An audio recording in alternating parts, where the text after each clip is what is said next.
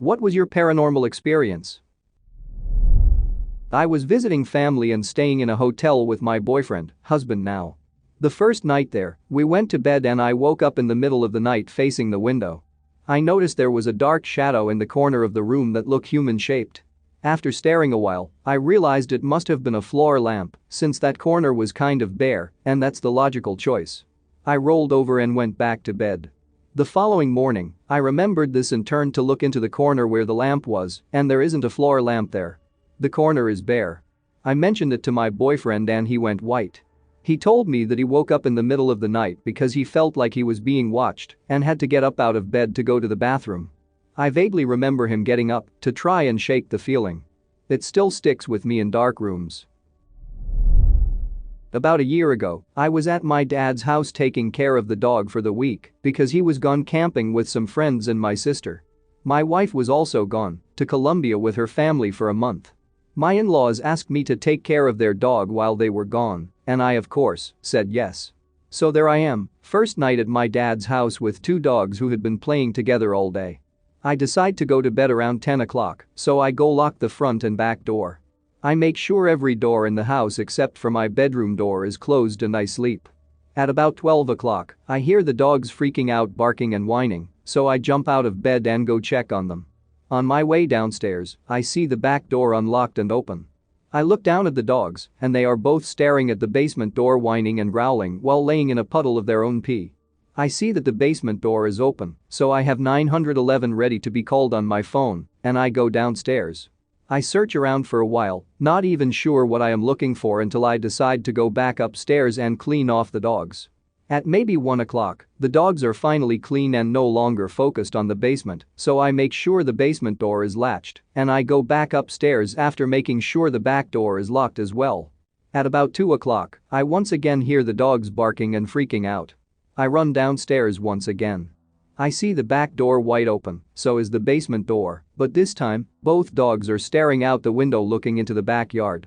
This time, I do not bother to go downstairs, I just close the door, then run to the back door and close it and lock it as hard and as fast as I can. I go upstairs and I did not sleep for the rest of the night while both dogs slept on the bed with me. After about a week, my dad gets home and I ask him if we can watch his home cameras for that first night I was there. I had to wait for him to get home because I had no clue how to work it, and as we are watching, I am just looking to see if anything or anyone even went near the house during the night. Oddly enough, there was nothing. The only weird thing is that around 12 o'clock and 2 o'clock, the back door randomly flings open with nothing going in or out, but the scary part is that from a different camera in the house, we can clearly see me lock the back doors every single time. No issue with the lock any other day before or since then.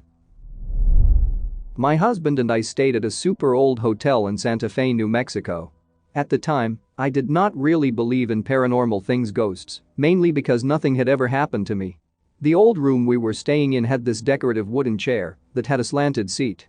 I took note of the slant because I wound up putting my computer bag on this chair and felt comfortable doing so. I'm super careful with my electronics, and the slanted seat made it so my bag slid all the way back into the back of the chair so it couldn't fall. I also hung a nice new dress on the back of the chair.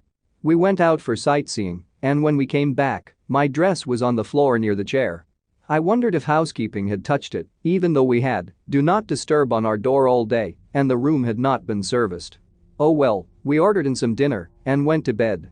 My husband and I were laying in bed in the dark talking, almost falling asleep, when suddenly we hear a super loud slam. It was so loud, we shot awake and turned on the light. There, on the other side of the room, a good 10 or 15 feet from the chair, was my computer bag.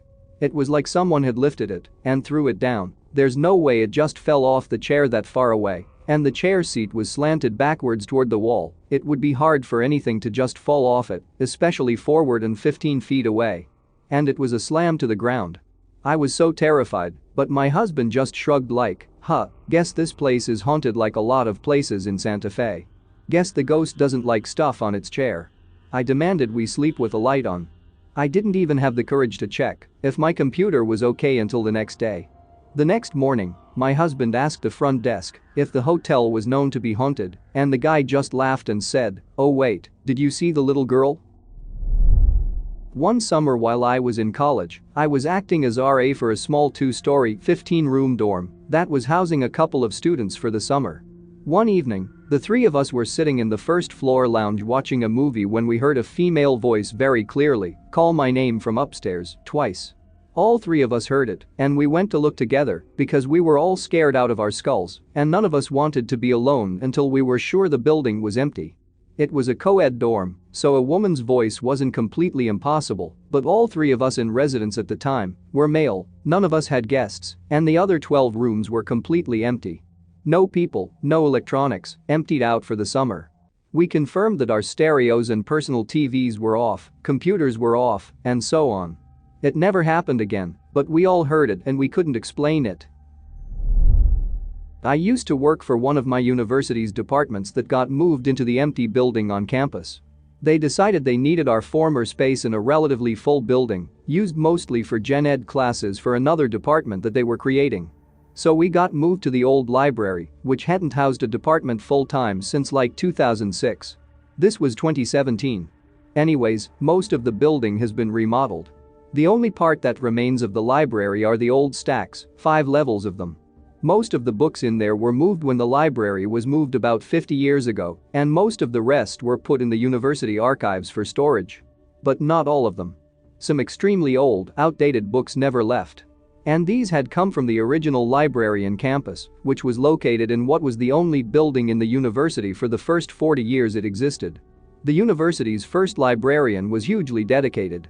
Our current library is named after her. She died in 1921, and she's said to still inhabit the books or something. Moving in, being a kid from the area and a huge fan of this university, I knew the stories. Never believed the legends. Some professors refused to work there, doors would slam shut, papers and books flying off shelves, cold chills randomly throughout the place. We moved in with no fanfare and no issues. But the old stacks were undergoing some renovations, and while normally locked and strictly off-limit to students, you could get in every once in a while. Naturally, I did. Mostly out of curiosity, just to see what was in there. Last day of finals week, I decided to look around. May 2018. Still had 2 years working there, so figured I'd get acclimated to the building. Wandering into the basement, the lowest level of the stacks is unlocked, so, naturally, I went in. Just to check things out and see. First and foremost, the lights crackled on. They weren't stable and flickered a lot. And it was hot. The ventilation in this building was bad back then on the floors with people in them, and it's no better now. So it's hot and stuffy. And walking into the main stacks, the lights are no better. Spotty. Very warm. Lots of odd noises all over the place, ancient books, and forgotten small fossils of shells and tree twigs and stuff from the geology department. I had to be the only person left in the building by this point. It was about 5:30 p.m. as the semester was ending, so I wasn't going to be found. But it was uneasy. I didn't feel like I should be there. Moreover, I felt like something didn't want me there. It's nothing I'd ever felt before or since. It got more and more powerful across the whole time I was in there, just looking around, peering at books, picking up old rocks, the like. And then the air, as I'm standing still, goes ice cold. No particular reason why. There's no air vents nearby, but I felt the temperature drop, and then it stops. I heard a loud bang, of a source I still can't figure out, and that was it. I was out of there in seconds. I do not believe in paranormal stuff. I do not believe in aliens, ghosts, whatever. But I still don't know how to explain what happened that day. It's one of the strangest things I've ever had happen. In 2012, my family moved to North Carolina. The last house we lived in had a demon or shadow person in it. The main event that still gives me nightmares now and then today, I had woken up one morning and found out the power was out, so I went to ask my sister about it. She's 12 years older than me, and she said our parents went out to get the electricity transferred back to Michigan or something. So, power is out, and our parents aren't home. 10-year-old me decides to take my DS and go play a racing game while laying on my parents' bed. Their bed was more comfortable than mine, which was in the master bedroom across the house. The master bedroom doorway goes right into the kitchen and dining room area. This is important. This next section, I remember so vividly still. I was laying on my stomach, playing Cartoon Network Racing, and I just suddenly get this feeling and a voice in my head saying, "Pause the game and look up." So I did, and when I looked up, I think I stopped breathing. Looking through the doorway into about the middle of the dining room where it turns into the kitchen, there was this tall, I'm talking about 7 feet tall or more, and my dad is 6'2", shadow figure, but it wasn't a solid black, it had lights and darks for depth. It looked like a 3D figure just made of darkness. Half of its face looked like it had been blown off with a shotgun, the skin was peeling away from the skull, strands of muscle keeping the sheet from fully flopping down. It was the time of day where sunbeams were coming through the skylight too, going straight through this thing. I don't know how long it stood there just staring at me, but eventually, it turned and walked further into the kitchen. Now, I will say before that day, I never understood what people meant by frozen with fear. Now I know, because I was. I don't know how long it had been since it walked away, but I eventually felt my whole body relax and I was able to breathe. I remember getting off the bed and praying to whatever gods would hear me that it wouldn't still be in there. When I walked out and looked to my right, it wasn't there. Thank God. So, I ran over to my rabbit's cage in the dining room to check on her too, and she was sitting in the back of her cage with her ears straight up, eyes wide, and breathing fast. She saw it too. After making sure she was alright, I just took off to my sister's room to wake her up. She didn't sleep at night due to the neighbors, but that's a story for another time, or if anyone is interested, and tell her what happened. I was crying, scared, and shaking. Luckily, my sister said I could sit in her room with her while she slept and play my game quietly at the foot of her bed until our parents got back. I haven't seen that same shadow demon thing since, and I hope it stays that way.